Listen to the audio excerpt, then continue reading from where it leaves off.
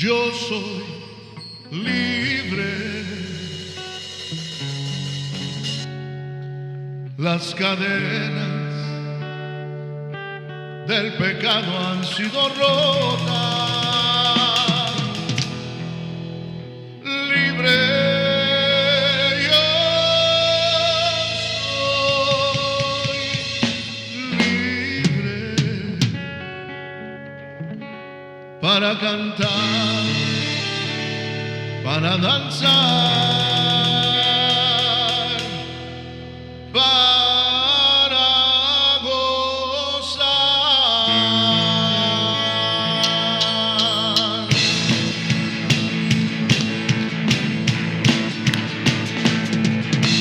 Libre, yo soy libre. Las cadenas del pecado han sido rotas. Libre, yo soy libre para cantar, para danzar, para gozar. Libre, libre, yo soy libre. Las cadenas del pecado han sido rotas. Libre, yo soy libre para cantar, para danzar, para gozar. Yo he vencido al enemigo por la sangre de Jesucristo. Yo soy libre. Yo he vencido al enemigo por la sangre de Jesucristo. Yo soy libre, libre, libre. Yo soy libre. Las cadenas del pecado han sido rotas. Libre, yo soy libre para cantar, para danzar, para gozar. Yo he vencido al enemigo por la sangre de Jesucristo. Yo soy libre. Yo he vencido al enemigo por la sangre de Jesucristo. Yo soy libre por la sangre de Jesucristo. Yo soy libre por la sangre de Jesucristo. Yo soy libre.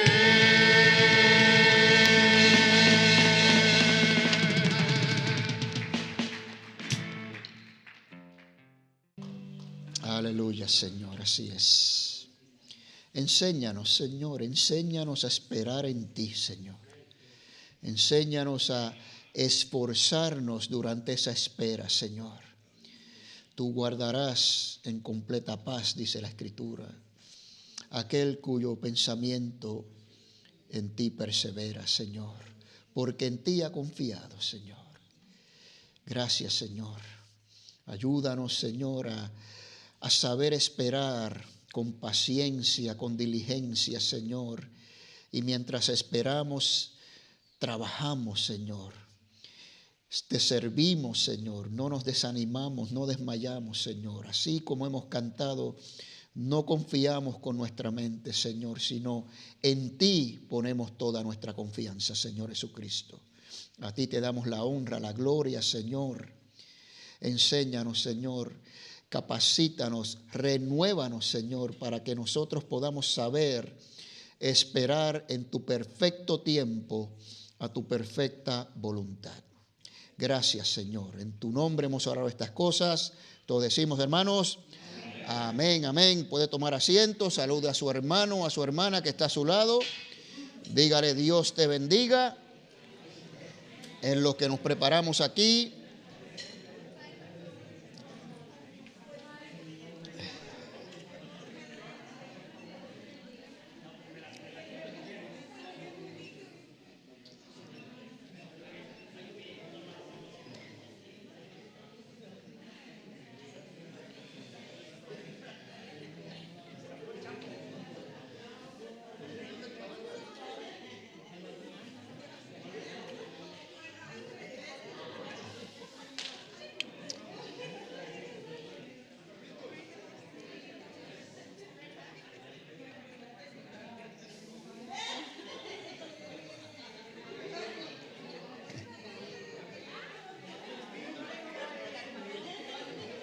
Y eso, que somos poquitos.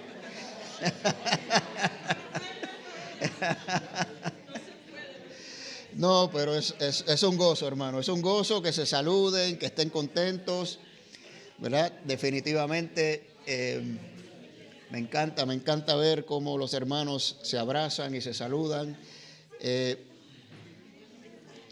Voy a hacer este comentario, pero espero que nadie lo tome a mal, ¿verdad? Yo vengo del trópico. Para mí estas lloviznitas que pasan aquí no son nada. Yo sé que muchos de ustedes también. Entonces, en mi país pues llueve mucho más que esto y mucho más fuerte. Y eso la gente no le como nada, ¿verdad? Pero aquí yo no sé qué tiene la lluvia aquí en esta ciudad, ¿verdad? Aquí en San Diego completo, que llueve y la gente como que se asusta.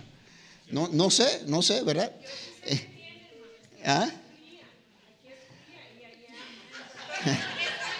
No la lluvia, es el frío. Ok, es el frío entonces. Ok, bueno, está bien, válido el punto, sí. Ok. Es el frío. Ok, muy bien. No, está bien. Eso es un buen punto. Bueno, pues hermano, vamos a continuar hoy con nuestra introducción a la escatología. Y quiero reiterar que lo que estamos haciendo es unas introducciones al tema de la escatología para entonces después entrar en el libro de Apocalipsis, que es el libro que vamos a estudiar. Pero es bien importante que hagamos esta introducción para sentar una buena base de cómo vamos a interpretar este tremendo libro de Apocalipsis, que mucha gente se asusta con el libro, no sé, ¿verdad? Y no lo quieren enseñar, se enseña muy poco, porque supuestamente es muy difícil y muchas cosas, pero yo no lo encuentro tan difícil, ¿verdad? Si leemos la palabra y hacemos lo que tenemos que hacer y lo tomamos como un libro más de la Escritura, armonizando con todo el resto de la Escritura, que así es que se debe interpretar la Biblia, porque una de las reglas más importantes, para mí es la más importante, de interpretación bíblica es que la Biblia se interpreta a sí misma. La Biblia se interpreta a sí misma. Hay versículos que son quizás, le llaman pasajes oscuros, es el término que se usa, y a veces no entendemos, son un poquito difícil, pero hay otros pasajes que dan claridad a esos pasajes, y así es que debemos hacerlo, ¿no? Bueno, entonces vamos a dar un repaso relámpago de la vez pasada, antes de entrar a lo de hoy, y dimos las diferentes escuelas de pensamiento o interpretaciones del libro de Apocalipsis, y empezamos con la histórica o la historicista, y simplemente estas personas creen que el libro de Apocalipsis contiene una bitácora, un récord de la historia de la iglesia que comienza en Pentecostés y termina cuando venga Cristo. ¿Okay? Y lo que sucede en la historia, eso es lo que hay descrito ahí en Apocalipsis. Y ya usted puede deducir como resultado de esta interpretación que el cumplimiento de todas estas profecías en Apocalipsis es progresivo en la historia. Uno de los retos que tiene esta interpretación es que ya llevamos 2000 años, ¿verdad? Y han sucedido muchos eventos, entonces ya ellos le han adjudicado ciertos eventos a ciertas cosas y quizás no lo he estudiado a fondo, yo estudié esto hace muchos años, quizás ya se le acabaron todos los eventos y para ellos lo que queda es la venida de Cristo, no sé. Cuando entremos en Apocalipsis vamos a ver en cada interpretación qué es lo que ellos dicen en cada escuela de pensamiento, en cada capítulo que vamos a dar qué piensa cada una de estas interpretaciones y a lo mejor ahí lo descubrimos, ¿no? Bueno, entonces son eventos específicos en la historia. Esto es importante, específicos, ¿ok? Porque hay una diferencia entre esta escuela de pensamiento y la idealista, que también la vimos la vez pasada. Bueno, La preterista, preter, ya pasó, ¿verdad? Es algo que ya pasó y el libro de Apocalipsis lo ven como algo que ya sucedió. Dos clases de preterismo, el preterismo parcial o el histórico, solo propone que solo algunas cosas pasaron, no todas. Por ejemplo, la segunda venida de Cristo obviamente no ha sucedido y la mayoría de los eventos de Apocalipsis, según el preterista, ya ocurrieron en el año 70 con la destrucción del templo y de Jerusalén, la ciudad completamente destruida, los judíos echados fuera, ¿verdad? Y ellos alegan que Apocalipsis apunta más a esos eventos. Ahora, hay un preterismo total que dice, no, todo en Apocalipsis sucedió, hasta la segunda venida de Cristo. No sé cómo ellos pueden llegar a esta conclusión, pero ellos dicen que Apocalipsis lo que está apuntando cuando habla de la segunda venida de Cristo es cuando vino Cristo a juzgar a Jerusalén en ese año 70, ¿no? Y ven, por ejemplo, como tengo ahí a Satanás y al anticristo, que lo ven como Nerón, vamos a ver esto un poquito hoy, ya están en el lago de fuego según ellos. Y la resurrección de que habla Apocalipsis es espiritual, ¿verdad? Porque Cristo vino y nos salvó y nacimos de nuevo, fuimos resucitados espiritualmente y el tiempo va a pasar hasta que venga Cristo, ¿verdad? Esa es la posición de estas personas. Bueno, el futurista, pues claro, las profecías tienen su cumplimiento en el futuro. Esta es la interpretación más literal y la más... yo creo que es la más aceptada en la iglesia evangélica moderna, ¿no? Entonces, está basada en el capítulo 1, versículo 19, que dice, la revelación a Juan le dice, escribe, ¿verdad?, estas cosas, las cosas que has visto, que es lo que está viendo en ese momento, escribe esto, ¿verdad?, esta visión que te estoy dando, y las que son, pues son el presente, y esos son los capítulos 2 y 3, ahí están las cartas a las 7 iglesias, cómo está la iglesia, la condición actual, y las que han de ser después de estas, del capítulo 4 en adelante, y ahí está el desglose, ¿no? La gran tribulación del capítulo 6 al 19, el capítulo 20 es el retorno de Cristo y el reino milenial. Ojo aquí porque es la segunda venida de Cristo, no es el rapto. El capítulo 20 es la segunda venida de Cristo, ¿ok? Y ahí viene a reinar, ¿verdad?, en su reino milenial. Y 21 y 22, pues los nuevos cielos y la nueva tierra. Y la idealista, no hay cumplimiento profético específico.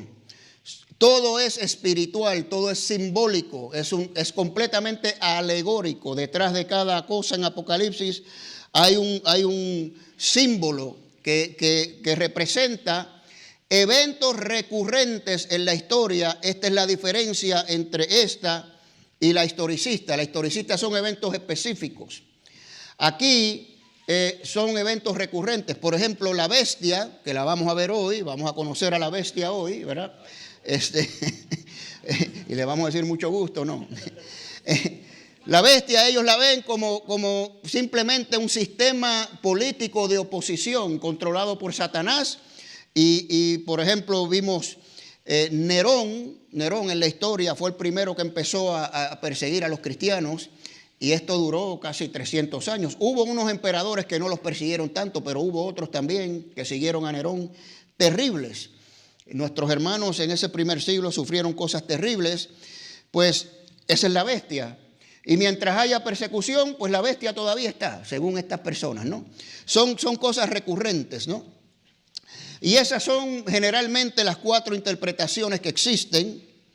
Después vimos el milenio, y es el tema más controversial, debatido dentro de la escatología, el reino milenial. Desde el segundo siglo se está debatiendo esto, ¿ok? Y ahí está en Apocalipsis 20. El debate, dijimos, se centra en 2 puntos. El orden cronológico de este reino milenial en relación a la segunda venida de Cristo. ¿Qué quiero decir? Bueno, si Cristo va a venir antes o después del milenio. Eso es todo el debate, ¿verdad? Y si este periodo son 1000 años literales o simbólicos. Ese es todo el debate del reino milenial. Ahora, para que sepan bien, esa última nota que tengo ahí es importante. Las posiciones escatológicas acerca del milenio no están atadas a ninguna posición interpretativa de Apocalipsis. Es decir, un futurista puede ser postmilenialista o amilenialista o premilenialista, o un preterista puede ser cualquiera de las posiciones milenialistas. No, están separadas una de las otras. Eso es una confusión que muchos tienen. ¿Por qué? Porque hay tendencias. Por ejemplo, la gran mayoría de los futuristas creen en el reino, en el premilenialismo dispensacional, que lo vamos a ver aquí en unos minutos otra vez. La mayoría de los preteristas son amilenialistas, pero no todos. No se conectan una con la otra, ¿ok? ¿Está claro? ¿Ok? Muy bien. Entonces, de las 5 interpretaciones, pues tenemos el premilenialismo histórico, ¿ok? Son 1000 años literales, y Cristo reinará con su pueblo aquí en la tierra, en Jerusalén, y terminan los 1000 años y vienen los nuevos cielos y las nuevas tierras. Recuerden que durante los 1000 años Satanás está atado. Y al final es soltado. Viene la batalla de Armagedón, ¿verdad? Viene y hace guerra contra los santos y ya sabemos quién ganó, ¿verdad que sí? Sabemos quién ganó, entonces vienen los nuevos cielos y la nueva tierra. Muy bien. Ahora, el premilenialismo dispensacional es igual que el histórico, excepto en 2 cosas, ¿verdad? La primera es lo que describimos como la centralidad de Israel, la nación de Israel, nacional, como parte del programa escatológico profético de Dios. Esto es algo que yo personalmente sí lo creo. Israel es crucial para las profecías, es como una brújula, ¿verdad? Y lo que pasa en Israel tenemos que estar pendientes, ¿verdad? Porque nos apunta, es como un reloj profético. Así que estas personas pues ven a Israel como central en el programa escatológico de Dios, y lo que ellos hacen es que distinguen a Israel de la iglesia, separan a Israel de la iglesia. En una dispensación, Dios tiene una dispensación, un plan para Israel, y otra dispensación, un plan para la iglesia. Entonces, eso es, y mientras más usted separe a Israel de la iglesia, más dispensacionalista es usted. Entonces hay grados de dispensacionalismo, ¿no? Entonces, este es el otro punto que es vital para esta posición, es el rapto secreto. Esta palabra es clave, secreto.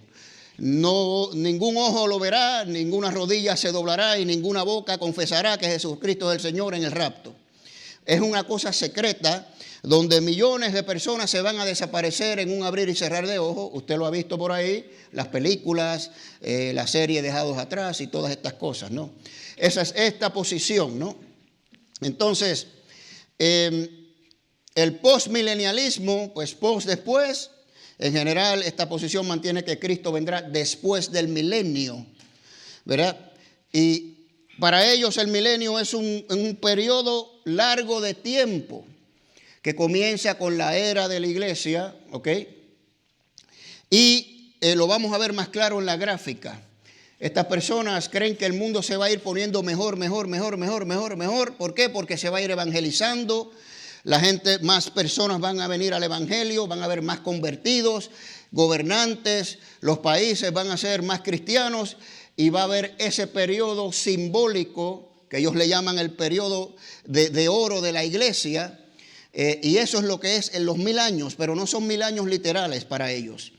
Y va a haber paz porque la mayoría de las personas van a ser cristianos y van a gobernar con justicia. Y al final de ese periodo viene el Señor. ¿Okay? Esa es la posición postmilenialista, ¿no? Y amilenialista, pues antiamilenialista. No hay milenio para nada, ni simbólico ni nada, ¿verdad? Para estas personas no hay milenio.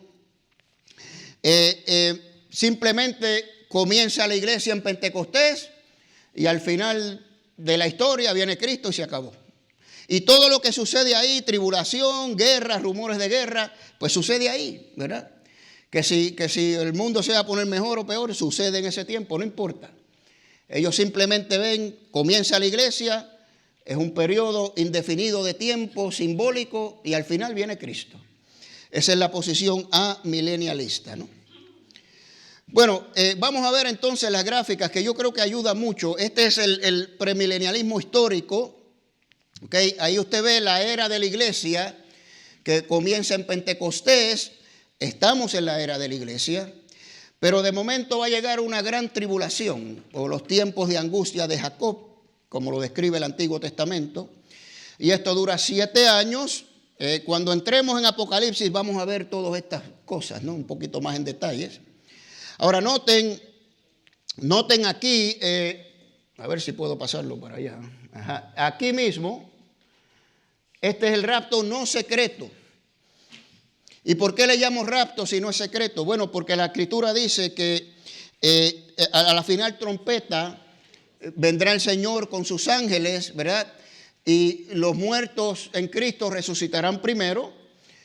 Y nosotros, los que estemos vivos, dice Pablo, seremos transformados en un abrir y cerrar de ojos y nos uniremos a Cristo en las nubes, ¿okay? Y estaremos con Él para siempre. Eso es lo que dice el pasaje.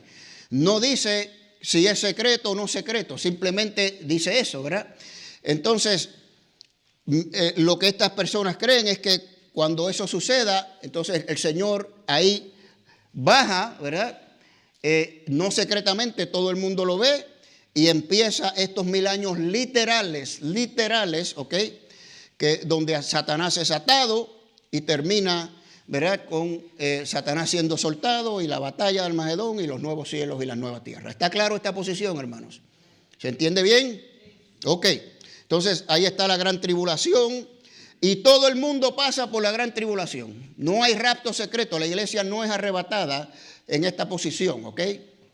Todo el mundo pasa por la gran tribulación. Entonces, el premilenialismo dispensacional, pues la diferencia es que ahí está la gran tribulación y como pueden ver ahí, aquí ocurre el rapto secreto, ¿verdad? Aquí es que se desaparecen millones de personas. La iglesia es arrebatada, es removida. Recuerden, una dispensación para la iglesia, otra dispensación para Israel. Entonces, esta posición dice, no, la iglesia no va a pasar por la tribulación y cuando suceda ese rapto secreto, en ese pasaje en Tesalonicenses, pues vamos a estar con el Señor, estaremos con Él para siempre, nos vamos con el Señor y después regresamos otra vez. Eso es básicamente lo que dice esta posición y ese regreso, la segunda venida, pues lo vemos aquí. Después de esos 7 años, donde solamente Israel, ¿verdad? Esta es la dispensación de Israel. Durante esos 7 años de la gran tribulación, pero entonces Cristo vuelve su segunda venida con los que fueron raptados o arrebatados, con sus ángeles y empieza el reino milenial, literal, 1000 años, Satanás es atado y al final la batalla, pues igual, ¿no? ¿Alguna pregunta con esta posición? ¿Todo el mundo la entiende? ¿Sí? Veo unas caritas como que no. Pregúnteme, hermano, pregúnteme. ¿Tiene preguntas? ¿No? Ok. Muy... ¿Puedes decir la diferencia entre ambos para estar seguro que...? Sí, claro, pues ahí en la gráfica se puede apreciar, creo yo, ¿no? La diferencia está aquí. En este tiempo. Aquí todo el mundo pasa por la gran tribulación. Iglesia, Israel, todo el mundo, no hay acepción de personas, ¿verdad? Y aquí viene el Señor en su segunda venida, pero le llamé rapto porque va a haber como un arrebatamiento. La palabra arpazo en griego es la que se utiliza en el pasaje de Tesalonicenses. La iglesia, vamos a ser arrebatados, vamos a resucitar. Y los muertos estaremos con el Señor en las nubes, pero el Señor va a venir ahí en ese momento y empiezan los 1000 años, ¿no? Y aquí abajo, Pues la diferencia es aquí. Aquí tiene el rapto secreto, la iglesia se va, la iglesia, los creyentes, ¿verdad? La iglesia, y se queda la dispensación para Israel. Este tiempo de 7 años de la gran tribulación es para el Señor lidiar con Israel, con su nación, porque los pactos que el Señor hizo del Antiguo Testamento con Israel son perpetuos y lo va a cumplir sí y sí. Y si usted va a Jeremías 31, ahí está el nuevo pacto, ¿verdad? Y pondré un corazón de carne y quitaré el de piedra y no me acordaré más de sus pecados y yo seré su Dios y ellos serán mis pueblos. Y todos los pactos que el Señor hizo con Abraham, eso es perpetuo. Entonces, en estos momentos Israel, la gran mayoría de la nación de Israel no reconoce a Jesús como su Mesías. Y eso tiene que cambiar de una manera u otra, porque el Señor tiene que revelarse a Israel de una manera u otra. Entonces, según ellos, así es que va a suceder.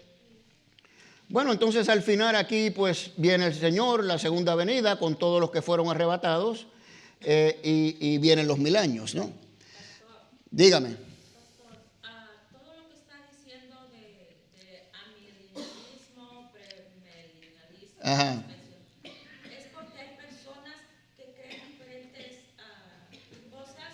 O sea, lo que usted nos dice, Sí. no es porque usted está diciendo, oh, esto se está cumpliendo. Correcto, estas son las diferentes posiciones. Personas que tienen como el calvinismo y albinismo y cada vez. Sí, correcto, son diferentes posturas, ¿verdad? Diferentes posturas, pero como dije, ninguna de estas posturas el tema milenial está atada a las interpretaciones escatológicas y apocalipsis, ¿ok? Uno puede ser preterista y ser premilenialista histórico, o puede ser amilenialista. No están atadas, ¿ok? Hay que separarlas, ¿ok? Muy bien. Sí, ¿alguien más? Ah, dime.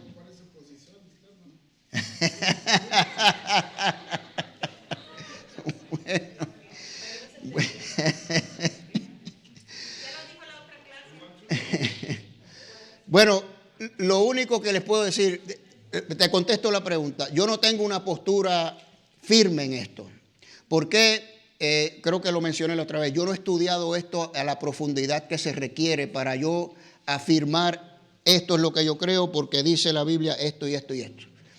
Me inclino a ciertas cosas. Por ejemplo, yo me inclino a que el rapto secreto no es bíblico. ¿Okay? Yo no creo en el rapto secreto. Yo creo en un rapto, pero no es el rapto secreto como lo cree el premilenialismo dispensacional. Y el rapto secreto fue lo que me enseñaron por 25 años, no sé. Y creo que a ustedes también, ¿verdad? Pero cuando uno lee un poquito la escritura, la estudia, la escudriña, mira la historia de la iglesia, qué creían los padres de la iglesia, eso no está ahí, hermanos. Entonces, yo creo que el premilenialismo histórico, para mí, creo que sería, me inclino más a esa posición, ¿ok? Hay una que es muy interesante, que la he considerado bastante, que es la última que vamos a dar aquí, que también puedo inclinarme a esa posición, pero no puedo decirle, esta es la que yo creo, porque necesito estudiarla más, necesito adentrarme más en todo esto, y como platiqué la vez pasada, juntos lo vamos a estudiar. Vamos a ir a Apocalipsis y vamos a estudiar todas estas cosas, y a lo mejor pues todos llegamos a la misma conclusión, no sé. Bueno, vamos a ver.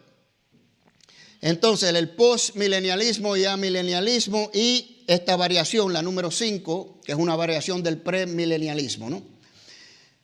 Bueno, pues aquí está el postmilenialismo. Aquí está, hermanos, lo que expliqué aquí de este periodo de la época de oro de la iglesia. Durante todo este tiempo en el cual todavía estamos, se va a ir diseminando la palabra de Dios y más personas van a venir a Cristo, y va a llegar un tiempo donde la mayoría del mundo esté cristianizado, pero verdaderamente cristianizado, ¿no?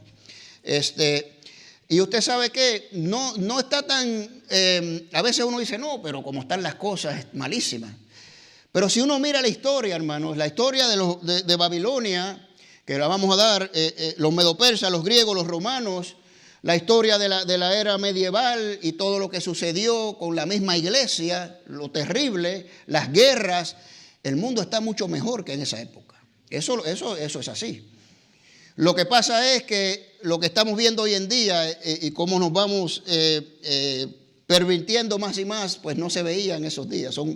Yo creo que son pecados inventados por el hombre, como dice el pastor Sierra, ¿verdad?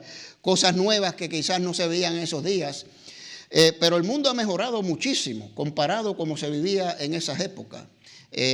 Bueno, y pues eso es lo que creen estas personas, ¿no? Que va a ir mejorando y mejorando más. Y ese periodo ahí simbólico, pues no son 1000 años literales. Y vean como aquí al final, pues viene el Señor Jesucristo, ¿no? Y aquí pues entiendo que Satanás será atado por todo este tiempo. Pero una de los retos que tienen estas interpretaciones es que la palabra es muy clara. Pedro nos dice que Satanás anda como león rugiente buscando a quien devorar. No está atado, ¿verdad que no? Entonces, pues esa es la interpretación de estas personas, ¿no?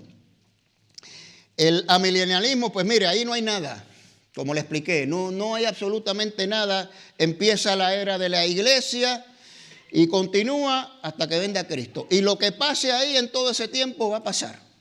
¿Okay? Va a pasar. Guerra, rumores de guerra y todas estas cosas. Ajá. Y cuando en Juan Jesús le dice a sus discípulos, me voy y voy a preparar morada para ustedes y vendré a buscarlos, que se puede considerar un rapto. El amilenialismo, ellos definen, eso sería como el rapto, cuando Jesús venga por Sí, la iglesia. correcto. Pero no lo que nosotros pensamos como un rapto secreto. Exacto. Inclusive en estas posiciones aquí, cuando venga la segunda venida de Cristo, podemos considerar eso como un rapto, realmente, porque va a ser igual, pues con voz de trompeta y los muertos resucitarán primero. O sea, eso no va a cambiar, ¿verdad? Y los que están en Cristo, los que están vivos, pues nos encontraremos con el Señor en el aire, etcétera. En ese sentido podemos decir que hay rapto, que es lo que yo creo. Va a haber un rapto en ese sentido, en ese contexto, ¿no? Y esta última es una variación del premilenialismo dispensacional, que dije que me interesa también, y es que aquí a mitad de la gran tribulación, aquí es que ocurre el rapto secreto, excepto que, como les dije, yo no creo en un rapto secreto. ¿Veis? Pero pasan 3 años y medio, empieza la gran tribulación, aquí está todo el mundo, iglesia, Israel, todo el mundo, entonces se lleva el Señor a la iglesia aquí. Entonces viene la dispensación de Israel por los próximos 3 años y medio, y después de ahí viene la segunda venida de Cristo, los 1000 años, igual que las demás, ¿no? ¿Okay? Es una variación del premilenialismo dispensacional. Bueno, ¿hay alguna pregunta? Sí, en esta, después de Israel, después de la dispensación de Israel, después que le toque a Israel su turno, en la tribulación, en la gran tribulación, Ajá. Jesús regresaría con los creyentes. Correcto. Ok. Sí, en esta y en la anterior, el dispensacional, premilenialismo dispensacional también regresa con los creyentes, ¿sí? Y con sus ángeles, ¿no? Entonces, esta es la variación aquí, ¿no? Muy bien, entonces vamos a lo que vinimos. Vamos a dar 2 cosas esenciales. Hay más cosas, pero las 2 para mí que son importantes para entender Apocalipsis. Aquí van a empezar sus notas. Número 1, el libro de Daniel. El libro de Daniel es importante, esencial para poder entender Apocalipsis, ¿ok? En Apocalipsis 13, 1 y 2, describe una bestia. Juan describe ahí una bestia, y si usted mira la descripción, es obvio que esa bestia, ese animal no existe, no es literal, ¿verdad? Y por eso es que no se puede interpretar literalmente esta sección, por más que, por ejemplo, los futuristas que tratan de interpretar lo más literalmente posible, aún así se encuentran con varias secciones de Apocalipsis que es imposible interpretarlo literalmente, ¿ok? Entonces, cada elemento de esta bestia entonces tiene que representar algo, tiene que haber un símbolo detrás de los elementos de esa bestia, que es lo que vamos a ver hoy, precisamente, y eso está en el libro de Daniel. Número 2, el pasado es esencial para entender lo que acontecerá en el futuro. Y eso es un principio bíblico que dice Eclesiastés. ¿Qué va a ser lo que será?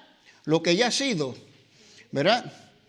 ¿Y qué es lo que ha sido? Lo mismo que será. No hay nada nuevo bajo el sol. Esto es un principio vital. Así que quizás suceda de otra manera, pero va a suceder lo mismo que sucedió en el pasado. Esto lo vamos a ver claramente hoy, ¿ok? Así que es importante conocer la historia del pasado y estar pendiente cómo se van desarrollando los eventos para tener una idea de dónde estamos en el reloj profético, ¿ok? Y esto cuando, bueno, lo vamos a dar hoy y les voy a ir diciendo cómo lo vamos a ver, ¿no? Ok, bueno, si usted tiene su Biblia, usted puede ir ahí a Daniel capítulo 2. Vamos a dar los versículos 36 al 45, pero antes de eso, el trasfondo es el siguiente. Usted sabe que Nabucodonosor, el rey de Babilonia, ¿verdad? Babilonia es un imperio tremendo que el Señor utilizó para destruir el primer templo, castigar al reino de Judá, y los llevaron al cautiverio. Daniel fue llevado al cautiverio en la primera ola de exiliados, ¿no? Y él es uno de los sabios, una persona brillantísima, Daniel. Pues Nabucodonosor lo reclutó para que fuera consejero de él y todas esas cosas. Bueno, pues ahí está el rey, tiene un tremendo sueño, no lo deja dormir el sueño y llama a todos sus magos y hechiceros y todos sus consejeros y le dice: ustedes me interpretan el sueño, yo no puedo dormir, me lo tienen que interpretar. Ellos le dicen: pues está bien, te lo interpretamos, dinos cuál es el sueño.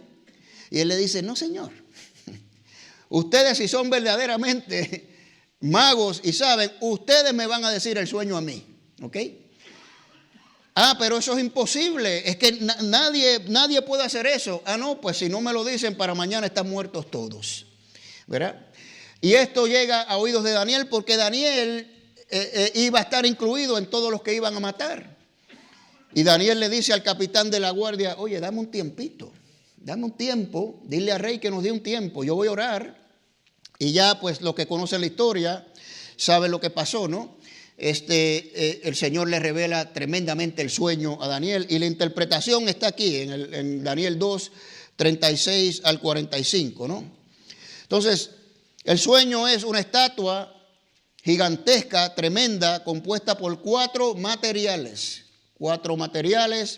diferentes: el oro, plata, bronce y hierro, ¿ok? Por ahí empezamos, ¿no? Entonces, en la interpretación que se describe, pues la cabeza de oro, Daniel le dice: ese eres tú, Nabucodonosor. Tú tienes el imperio más glorioso. La grandeza de tu imperio es superior a todos los imperios, ¿no? Entonces, ese es el imperio babilónico. Eso es lo que representa la cabeza de oro, ¿no? Número 2, los pechos y los brazos, ¿verdad? El pecho y los brazos es el imperio que sigue. Le dice Daniel: viene un imperio inferior, ¿ok?, al tuyo, y es el imperio medo-persa, ¿no? El vientre y los muslos de bronce es un imperio entonces inferior, ¿verdad?, a los medo-persas y al babilónico, que es el imperio griego, que fue instalado, digamos, por Alejandro Magno. Y número 4, las piernas de hierro, es el Imperio Romano. Ahora, el Imperio Romano es interesante porque le puse ahí que duró 1400 años. Es una parte del Imperio Romano, lo vamos a ver más tarde. El Imperio Romano se divide en dos con Constantino, y una parte duró unos 600 años, la otra parte siguió y duró mucho más. Bueno, pues esa es la interpretación. Básicamente esta estatua representa la cabeza de oro, ese eres tú, el más glorioso de todos los imperios, etcétera, etcétera, y vienen 3 más después de ti. Ok.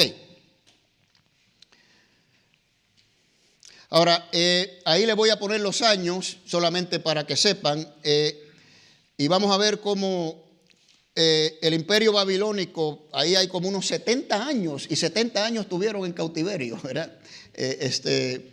Los judíos ahí, ¿verdad? El imperio medo-persa, un poco menos, o un poco más de 200 años. Ahora, el imperio griego, les puse aquí que termina en el 168, pero en realidad no es así. Lo que sucede aquí es que en ese año fue que hubo la guerra entre los judíos y los griegos ahí en el territorio de Israel, y los judíos pudieron vencer. Ese es el periodo de los macabeos. Por eso se los paré aquí. Pero en realidad el imperio griego duró hasta el año 27 antes de Cristo, cuando los romanos entonces conquistaron todo el resto del imperio, ¿no? Y el imperio romano del oeste, aquí es que le voy a decir, duró hasta el 476.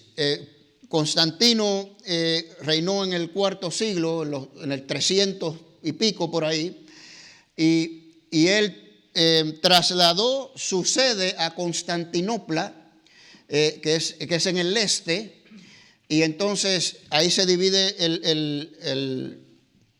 el imperio romano, y el oeste es conquistado. Usted sabe la historia de los vikingos, de los bárbaros, de las tribus del norte, de los vándalos y todas estas cosas. Pues esos fueron los que conquistaron el imperio romano del oeste. El del este siguió y fueron los musulmanes. Mahoma con sus ejércitos fue que finalmente conquistó el imperio romano del este, ¿no? Bueno, así que este duró hasta el 1453, imagínense. El punto aquí, usted ve cómo se van alargando, ¿no?, en el tiempo. Ahora, ¿cuáles son los imperios que vemos en la Biblia? Bueno, pues el imperio babilónico lo vemos en el Antiguo Testamento. Obviamente aquí lo vemos en Daniel, lo vemos en Primera de Reyes, en Crónicas, en los profetas, Isaías, Jeremías, ¿verdad? Vemos el imperio babilónico ahí. Los medopersas también en el Antiguo Testamento. Ahí también con Daniel. Ahí está Nehemías, Esdras, Esther. El libro de Esther ocurre también en este periodo. Y obviamente el imperio romano, pues sabemos que es en el Nuevo Testamento. Es el imperio en el tiempo de Jesucristo, ¿no? Ahora falta un imperio. ¿Cuál falta? Los griegos. ¿Dónde están los griegos? Bueno, pues aquí es que vamos a Primera y Segunda de Macabeos, que no son libros canónicos, y ahí está la historia de Judas Macabeo en la rebelión contra los griegos, un hombre terrible que lo vamos a conocer un poquito hoy, Antíoco Epífanes, que hizo algo terrible, y los judíos se rebelaron. Y ahí está la historia. Ahora, estos libros y 5 más fueron añadidos a la Biblia católica durante el Concilio de Trento en el siglo XVI. Ellos decidieron añadirle esos libros. Esos libros no estaban en el Antiguo Testamento. Nuestro Antiguo Testamento es exactamente igual que la Biblia hebrea. Ellos los tienen un poquito organizados, un poco diferentes. Verán, nosotros tenemos 39 libros, ellos tienen 22, pero es porque han mezclado varios libros. Pero es exactamente igual. Bueno, pues la Iglesia Católica, no sé, ¿verdad?, ¿Por qué? Pues decidieron añadir estos 5 libros, allá ellos con el Señor, ¿no? Y ahí está la historia de los griegos. Primera y segunda de Macabeos son libros muy buenos, libros históricos, ¿verdad? Y si a usted le interesa la historia, lo puede leer. Bueno, detalles de cada imperio, los detalles de cada imperio. En el imperio babilónico es donde se destruye el primer templo, el templo de Salomón. Inicia la época del cautiverio, los 70 años. Eso es lo que el detalle del imperio babilónico. Después el medo-persa es el regreso del cautiverio. Ahí está, como dije, Nehemías, Esdras y la historia de Esther ahí. Y la reconstrucción del templo, ¿verdad? Esdras, Nehemías. Vemos ahí la reconstrucción del templo, de los muros de Jerusalén en realidad.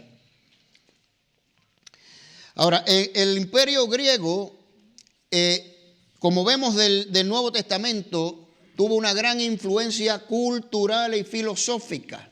Esto es importante porque el Tanakh, así se escribe, es el Antiguo Testamento, ¿verdad?, que nosotros tenemos, y el Tanakh es hebreo, es la Biblia hebrea. No me lo confunda con la Torá o el Pentateuco. La Torá son los primeros 5 libros de la Biblia, ¿okay? Para los judíos, esa es la Torá, ¿okay? Es Génesis, Éxodos, Levíticos, Números y Deuteronomio. Ok, esa es la Torá, esa es la ley. ¿Okay?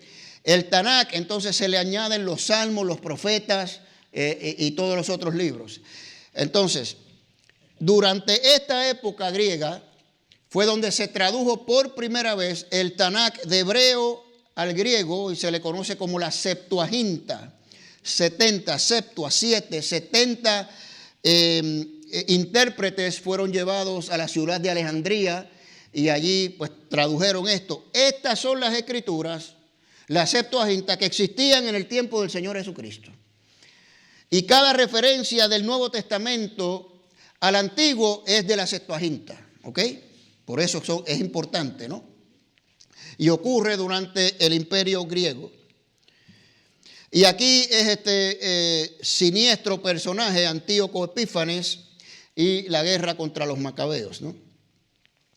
Claro, ¿y qué podemos decir del imperio romano que no conocemos, verdad? Inventó el sistema de muerte más despiadado de la historia, ¿verdad? Y se lo aplicó a nuestro Señor Jesucristo, ¿no?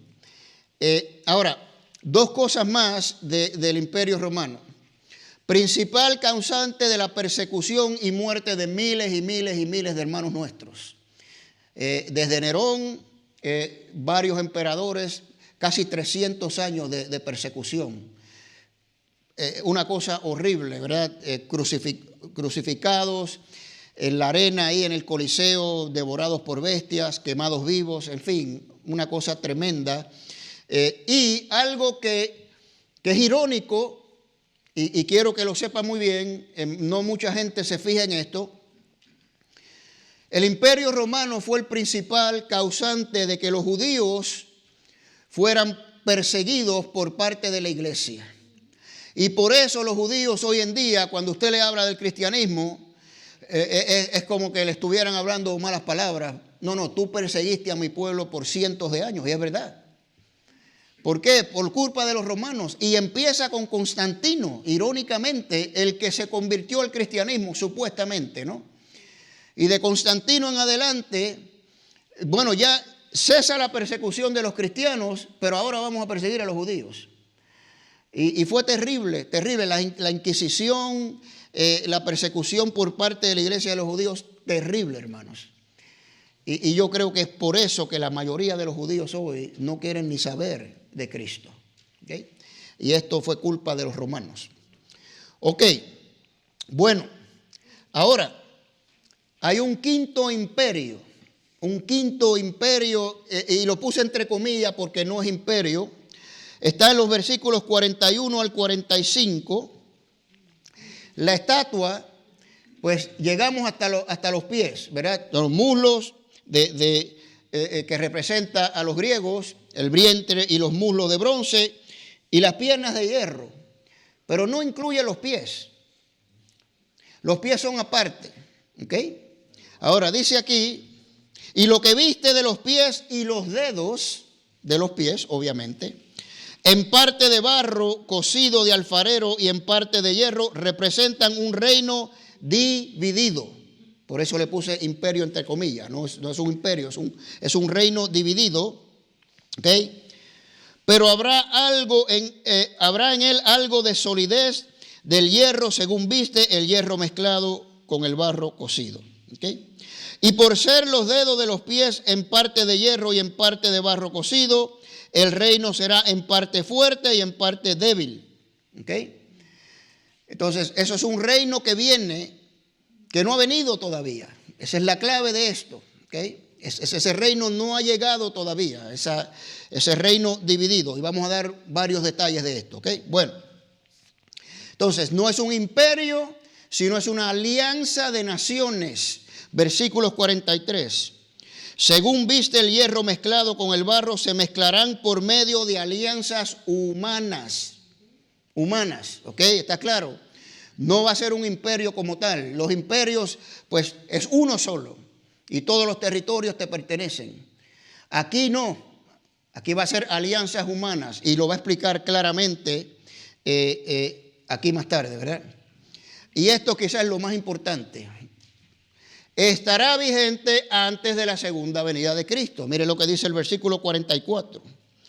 Y en los días de estos reyes, de ese reino dividido de alianzas humanas, ¿verdad? El Dios de los cielos establecerá un reino que no será jamás destruido. En esos días. Así que esto es importantísimo, mis queridos hermanos, ¿ok? Y ese reino se me olvidó completar el versículo 43. Dice que según viste el hierro mezclado con el barro, se mezclarán por medio de alianzas humanas, pero no se unirán el uno con el otro, porque el hierro no se mezcla con el barro. Entonces, lo que está aludiendo es a los dedos de los pies, ¿verdad? De la estatua. Los dedos están separados, unos de hierro, otros de barro. ¿Y cuántos dedos tenemos en los pies? Usted no tiene 11 dedos, ¿verdad que no? Pues son 10 dedos, preste atención, son 10. Unos más fuertes que otros, unos de hierro y unos de barro, ¿está claro?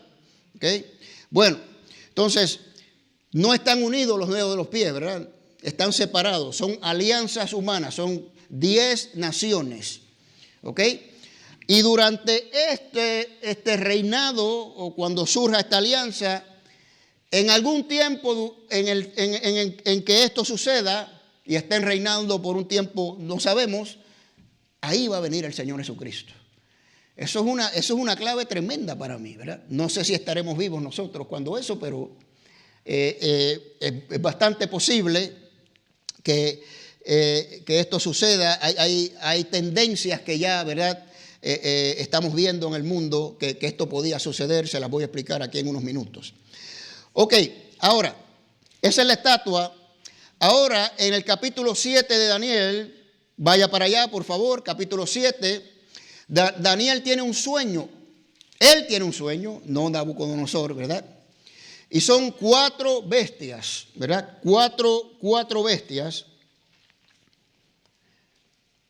que se levantarán en la tierra. Y dice ahí, quiero explicarle algo aquí, dice, habló Daniel y dijo, miraba yo en mi visión nocturna y aquí los 4 vientos de los cielos se desataron sobre el mar grande, que es el mar Mediterráneo, y 4 grandes bestias diferentes una a la otra subieron del mar. Ok, no le puse esto en las notas, pero si lo quiere apuntar, apúntelo. El mar simbólicamente es el mundo gentil, los gentiles del mundo. La arena es Israel, ¿ok? La arena es Israel. Entonces, estas 4 bestias se levantan ¿de dónde? Del mundo, ¿no? Del mundo gentil, ¿no? Bueno, ok. Ahora, vamos a describir esta bestia. Está ahí descrita en el capítulo 7. Ahora, mire qué interesante. La primera bestia se veía como un león con alas, ¿ok? como un león con alas. Ahora, ¿por qué digo que es Babilonia? Porque este sueño es el mismo de Nabucodonosor visto desde otra perspectiva. ¿Okay? La estatua, la cabeza de oro, era Babilonia. La primera bestia es Babilonia. Y es un león con alas. ¿Cómo es el león? Pues es feroz, son ágiles en el ataque, ¿no? Eso caracterizó al imperio babilónico. La segunda bestia, similar a un oso, dice Daniel, ¿verdad? Representa a los medo-persas, y esto es muy fácil de entender porque dice que se apoyaba más de una pata que de otra. ¿Okay? Claro, los persas eran más fuertes que los medos. Usted sabe quiénes son los persas, ¿verdad? ¿Quiénes son los persas hoy en día? Los iraníes. Y los medos son los kurdos. ¿Ha oído hablar de los kurdos? Los kurdos, no sé si se acuerda de la guerra de Irak en el Golfo, que apoyaron a Estados Unidos. Son gente que no tiene tierra y todavía están por ahí, ¿verdad? Y siempre estaban peleando con Irak para que le dieran un pedazo, porque ellos decían que esa era su tierra. Esos son los medos, ¿verdad? Todavía están por ahí. Entonces, pues los persas eran más fuertes que los medos, ¿no? Por eso el oso se recostaba de una pata. Y el oso pues representa también ferocidad y es bien agresivo, ¿no? Los osos son bien agresivos. Y ese es el imperio medo-persa. Ahora, tenía 3 costillas que salían de su boca. Aquí le voy a dar otra clave, si la quiere apuntar. Las cabezas son imperios. Los cuernos o costillas, en este caso, son naciones. ¿Okay? Siempre esa es la interpretación. Las cabezas son imperios y los cuernos o costillas son naciones. ¿Ok? Entonces, estas costillas representan 3 naciones que fueron conquistadas. Hay varias interpretaciones aquí. Lo que he oído por ahí es que era Egipto, Babilonia, que ellos conquistaron a Babilonia, y la nación de Lidia, que es una nación que existía en esa época, ¿no? Pero independientemente son 3 naciones. ¿Okay? Eso es lo que representan estas costillas que están en la boca, ya las conquistaron, ¿no? Leopardo de 4 cabezas, esto representa claramente a los griegos. Y la historia nos los dice, o sea, no hay que buscarle ni escudriñarle. Es bien fácil y bien sencillo entender esto, hermanos. Porque después de la muerte de Alejandro Magno, el imperio se divide en 4. Acuérdense, esta es la tercera. ¿Y cuál era la tercera etapa o la tercera parte de la estatua? ¿Verdad? El vientre y los muslos de bronce, los griegos. Y esta es la tercera bestia. ¿Ok? Y nos dice claramente que tiene 4 cabezas. Se divide en 4 imperios. ¿Ok? Y esos son los griegos. Ahora les voy a dar aquí como detalle solamente para que sepan. Cuando muere Alejandro el Grande, pues se desata una guerra tremenda a ver quién se queda con más.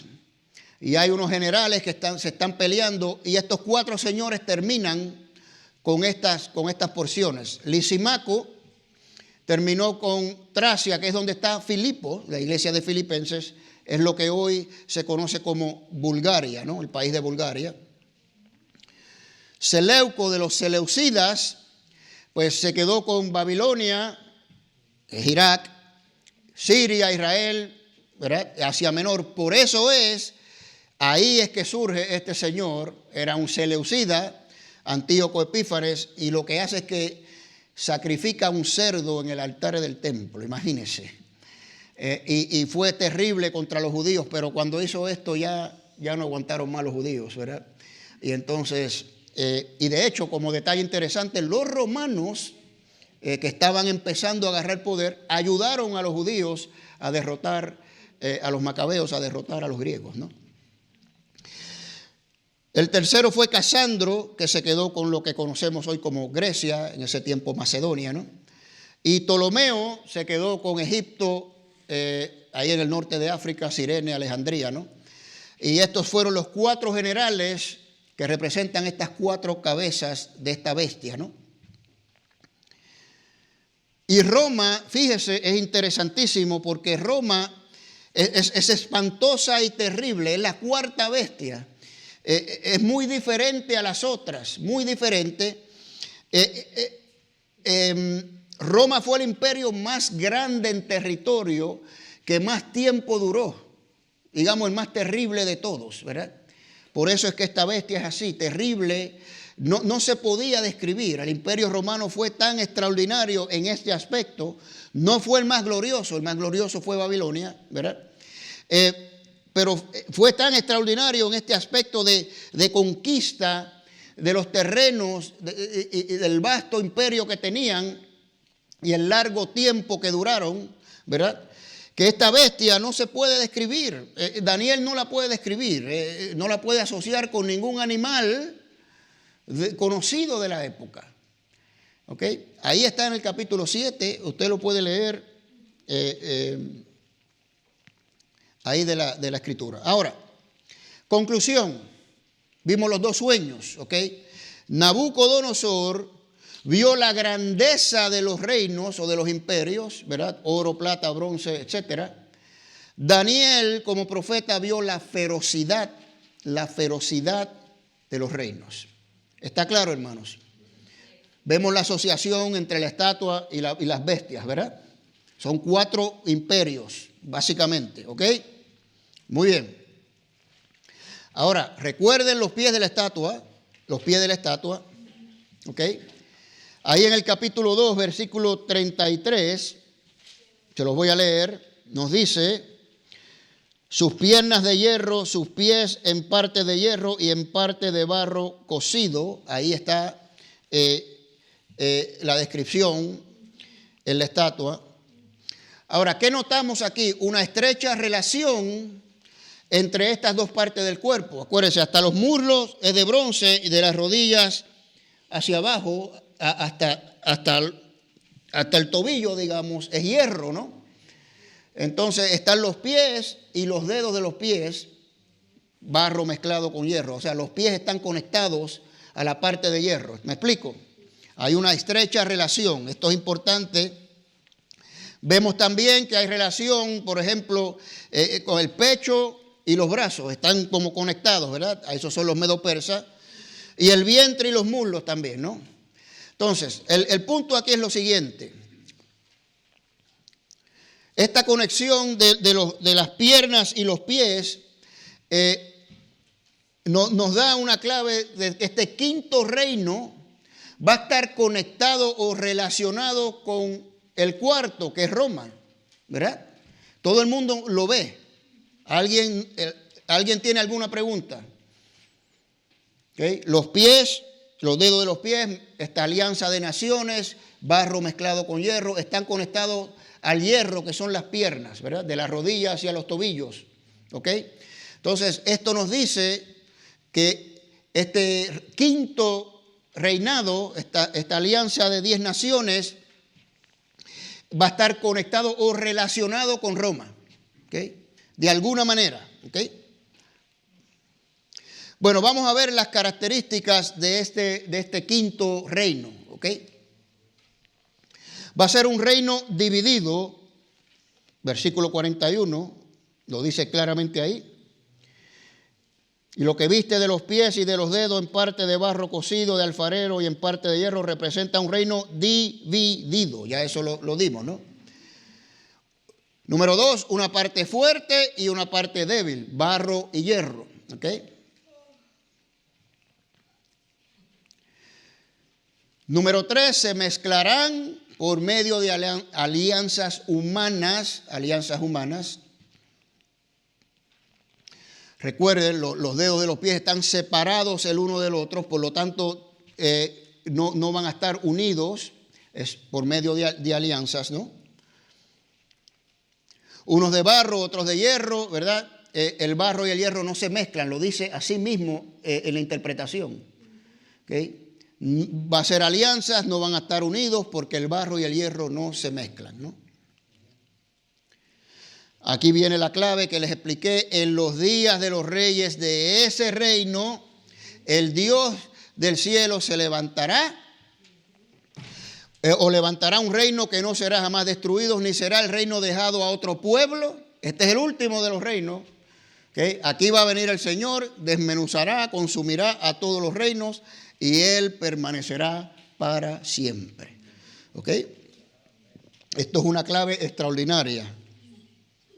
Ahora, si usted lee el sueño de la estatua, al final del sueño, Nabucodonosor ve una piedra que es arrancada, pero no con manos humanas, dice, y azota a los pies de la estatua, y ahí cae toda la estatua, y todos estos reinos son destruidos. ¿Okay? Ese es al final del sueño, la parte final, que le interpreta Daniel a Nabucodonosor, ¿verdad? Ahora, en el versículo 35, nos lo dice aquí, dice, entonces fueron desmenuzadas juntamente el hierro, el barro cocido, el bronce, la plata y el oro, y fueron como tamo de las eras del verano que el viento arrebata sin que de ellos quede rastro alguno. Pero la piedra que golpeó la imagen vino a ser un gran monte que llenó toda la tierra. Eso es clave también. Okay, vino la piedra, golpeó la imagen, la destruyó y esa piedra llenó toda la tierra. Pues ¿de quién está hablando, hermanos? Del reino de Dios que llena toda la tierra. Ya no va a haber más reinos, ¿verdad? Y vamos a estar con Él para siempre. Eso es lo que estamos viendo aquí, ¿no? Entonces, vamos a dar un poquito del presente, ¿verdad? El presente, alianzas humanas del presente. Voy a dar un par solamente. Podemos pensar en las Naciones Unidas, ¿no es así? Yo creo que es la primera que se viene a la mente. Pero no son alianzas humanas. De hecho, lo que hacen es pelear más que alinearse, ¿verdad? Y yo no sé, las Naciones Unidas para mí se ha convertido en un bastión terrible para la humanidad. No ayudan a la humanidad. Ahí han invitado personas que no se merecen ni la luz del día, ¿verdad? Para que vengan a dar discursos y se critican los unos a los otros, etcétera. Bueno, en fin, no puede venir por medio de las Naciones Unidas, en mi opinión.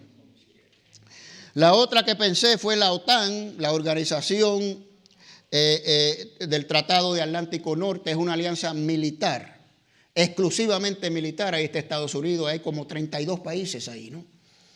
Bueno, pero es militar y no puede ser una alianza solamente militar. Tiene que cubrir más. La alianza tiene que ser militar, económica y política. ¿Ok? Tiene que ser militar, económica y política. ¿Ok? Y como ya vimos que tiene que estar conectada a Roma, de alguna manera, al Imperio Romano, pues tiene que salir de esas naciones que pertenecían al Imperio Romano en ese tiempo, que hay muchas, ¿verdad? Entonces, ese es más o menos el retrato que yo veo aquí. Ahora, ¿qué alianza existe hoy en día que cumple con estos requisitos? Pues la Unión Europea, hermanos. Aquí hay alianza económica, política y militar en un aspecto que se lo voy a explicar. La Unión Europea comenzó en el 1993. Utilizan la misma moneda, el euro. Y esto es increíble porque apenas, han habido 2 guerras mundiales, ¿verdad? ¿Y dónde fueron? En Europa. Los alemanes contra todo el mundo. Y aunque los franceses y los ingleses pelearon juntos, pues no se llevan muy bien tampoco. Ni con los alemanes, ni los franceses, ni los ingleses, ni se pelean, ¿verdad? Y ahora están toditos ahí unidos, ¿no? Esta unión tiene unas 28 naciones, si no me equivoco. 28 naciones hay en la Unión Europea. Entonces, es el euro. Usted va a Europa, usted tiene que utilizar el euro en España, en Italia, en donde sea, ¿no? Así que ahí vemos la parte económica. Comparten las mismas leyes, ¿ok? Comparten las mismas leyes Y la mayoría, no todos, la mayoría pertenecen a la OTAN, que es una alianza militar. ¿Ok?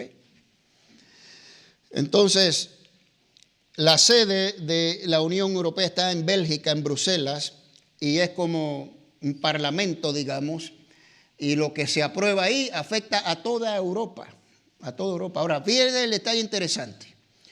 Por ejemplo, Estados Unidos y creo que México también son repúblicas constitucionales, ¿verdad?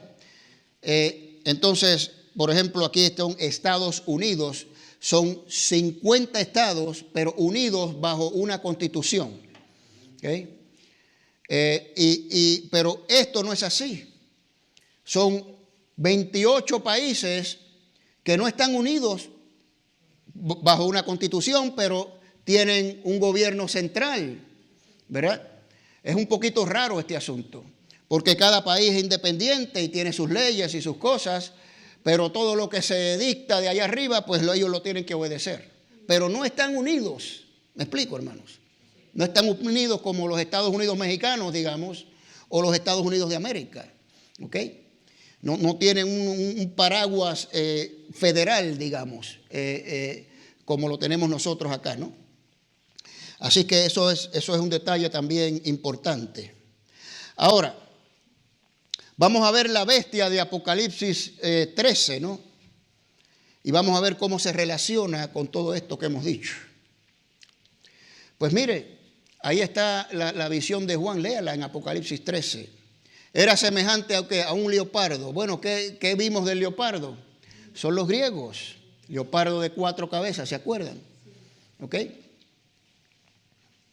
Sus pies eran como de oso, y el oso en la bestia, la segunda bestia de Daniel, los medopersas, ¿verdad? Que se apoyaba más de una pata que de otra.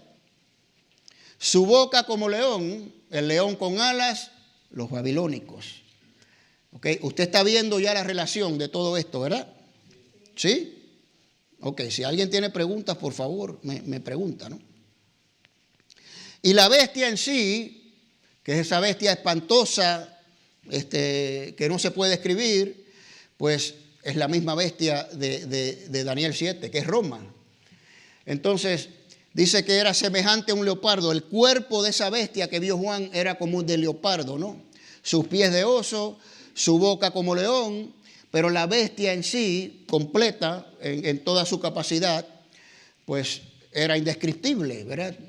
Juan la describió como mejor pudo, y es igual que Daniel, ¿no? Era una bestia que él no pudo, la cuarta bestia no pudo describirla, ¿no? Ahora, esta cuarta bestia, esta bestia, no son 4, esta es una bestia nada más. Esta bestia tiene 10 cuernos, nos dice Juan, 10 cuernos, ahí están las 10 naciones aliadas, que son referencia a los 10 dedos de los pies de la estatua. ¿Ok? ¿Estamos bien? ¿Sí? Ok. ¿Dónde está eso, mi amor? Que dice 10 cuernos. ¿Perdón? ¿Dónde dice que tiene 10 cuernos? En Apocalipsis 13. ¿No? Sí. ¿Sí? 10 cuernos y 7 cabezas. Sí. 10 cuernos y 7 cabezas. Dije que las cabezas eran imperios, entonces hay 3 cabezas más. Ahora, muchos dicen que ahí están incluyendo a los egipcios, que fue en realidad el primer imperio, después a los asirios, después los 4 imperios y el último imperio que es el que estamos esperando, ¿verdad? El de las 10 naciones. Ahí están los 7, ¿no? El punto aquí es que los 10 cuernos representan las 10 naciones que ya hemos visto, que van a estar por alianzas humanas que aluden a los dedos de los pies de la estatua, ¿no? Los 10 dedos, ¿no? Ahora, importantísimo aquí, el dragón le dio poder. Buscárselo aquí en Apocalipsis 13. Aquí está. Dice que el dragón le dio su poder y su trono de autoridad. Bueno, ¿quién es el dragón, hermanos? Satanás, la serpiente antigua, eso es claro, eso no hay contienda, ¿verdad? Entonces, ¿quién es el príncipe de este mundo? ¿Quién es el príncipe de la potestad del aire? Bueno, pues si la bestia, que también sale del mar, si lo leen, ¿verdad? Sale del mundo gentil, ¿verdad? Va a dominar el mundo, pues Satanás le tiene que dar autoridad para que haga eso, porque Satanás es el príncipe de este mundo, ¿no? Entonces, ahí lo dice, el dragón le dio su poder y su trono. La bestia entonces está autorizada por Satanás, por el dragón, para gobernar. Escuche bien, se le da una sede de gobierno. Por eso dice, se le dio poder y su trono de autoridad. Es decir, que esta bestia va a gobernar, ¿verdad? Va a tener una sede de gobierno.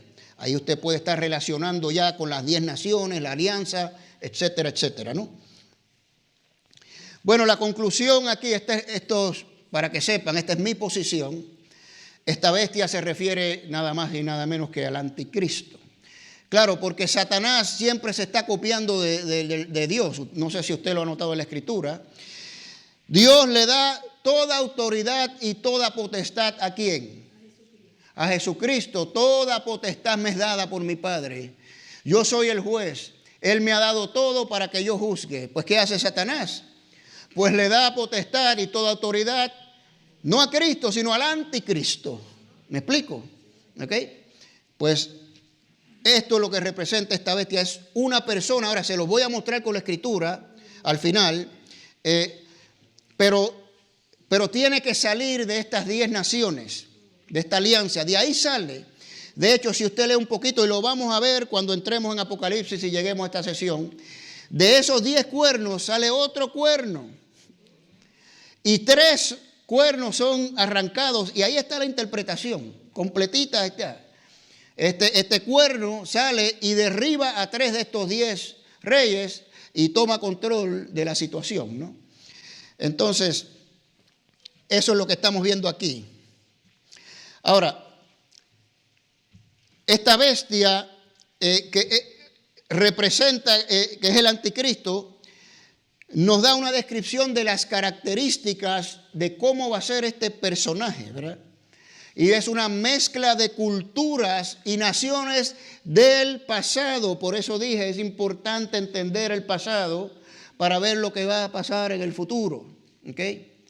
Bueno, y 2 aspectos. ¿Qué sucedía en el pasado? Pues se levantaban imperios y gobernaban y conquistaban.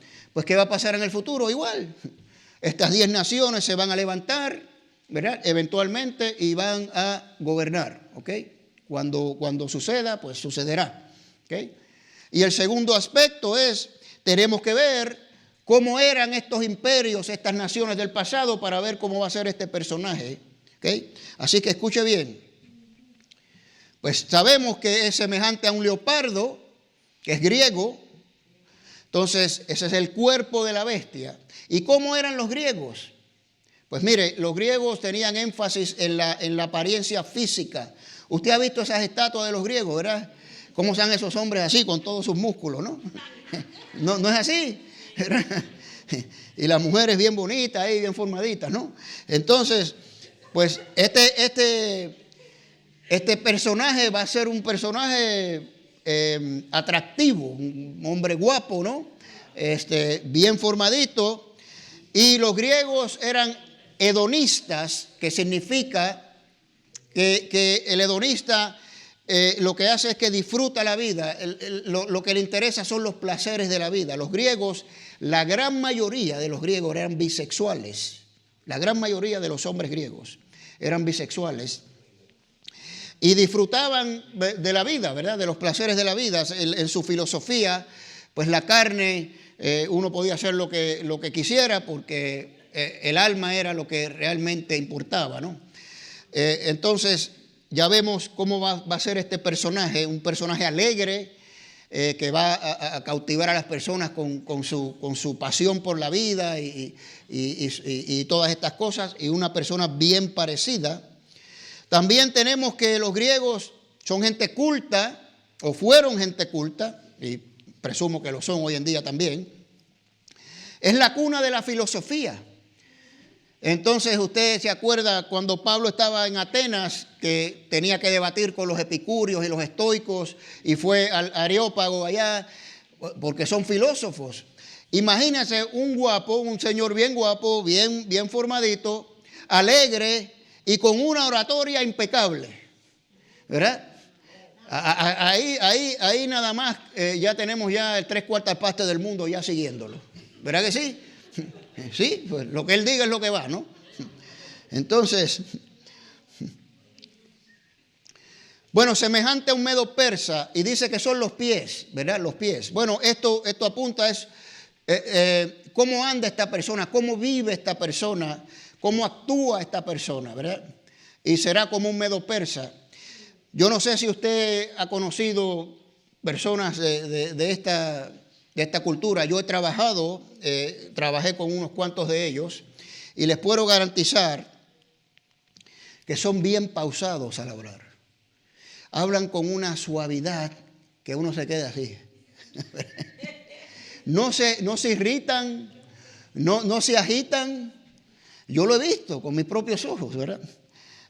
Así que ahora añádale a un hombre guapo, fuerte, alegre, con una oratoria impecable, con un hablar suave y cautivador.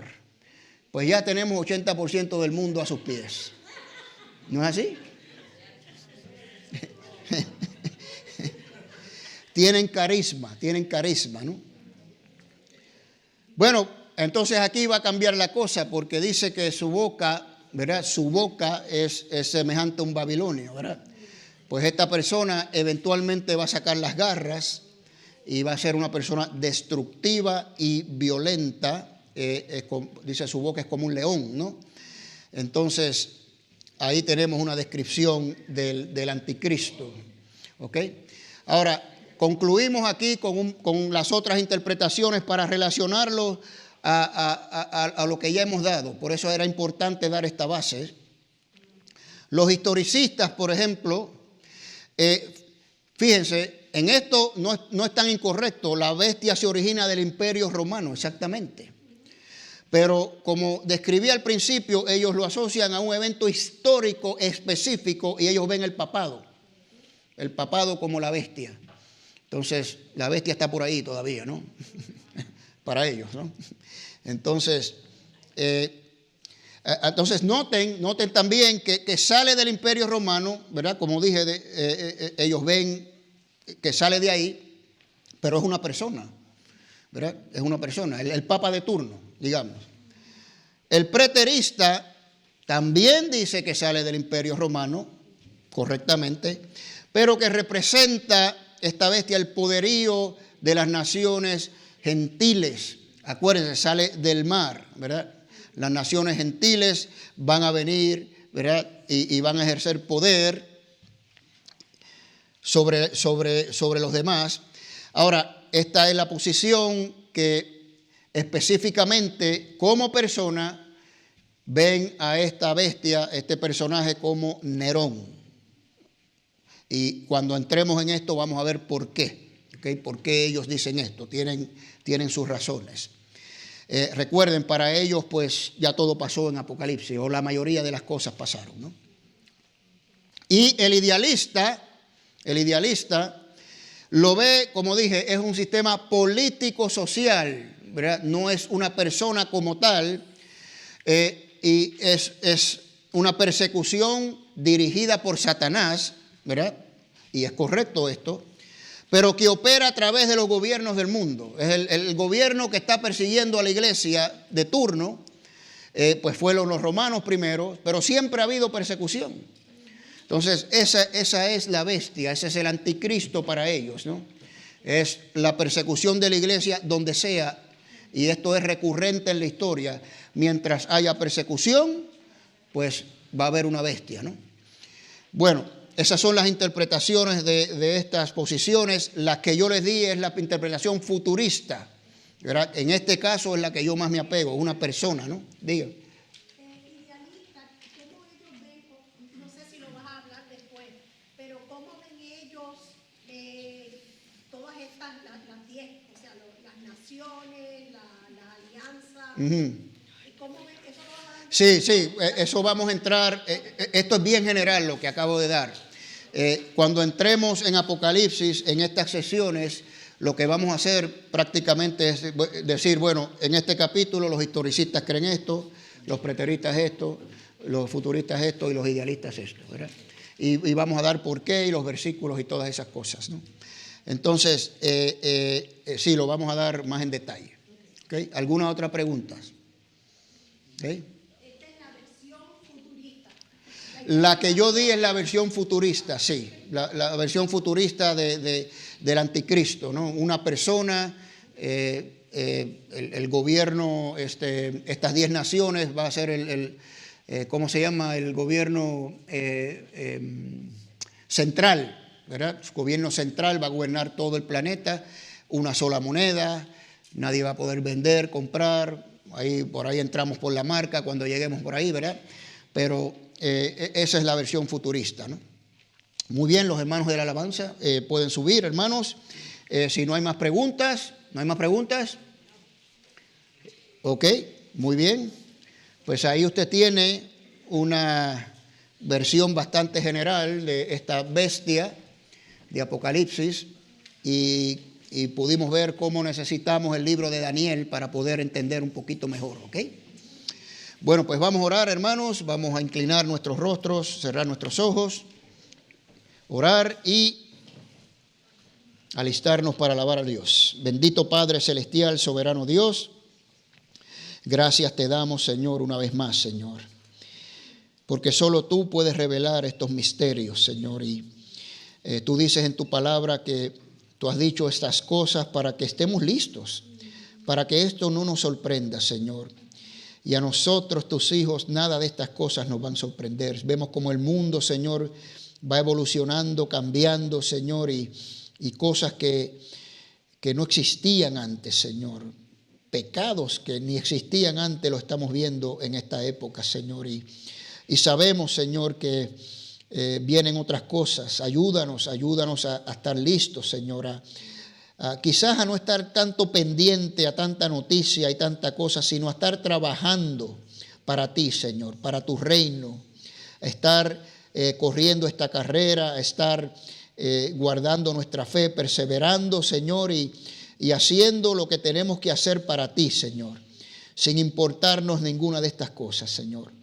Sabemos, Padre, que tú vas a enviar a tu Hijo otra vez. Sabemos, Jesús, que tú vendrás en victoria, vendrás, Señor, a reclamar lo que tú compraste a gran precio. Eso lo sabemos y no nos cabe la menor duda, Señor. Te damos la honra, te damos la gloria, y mientras esperamos tu venida, Señor, trabajamos, nos esforzamos y hacemos lo que tenemos que hacer. En el nombre poderoso de Cristo Jesús, todos decimos amén, hermanos. Vamos a ponernos de pie y alabemos a Dios.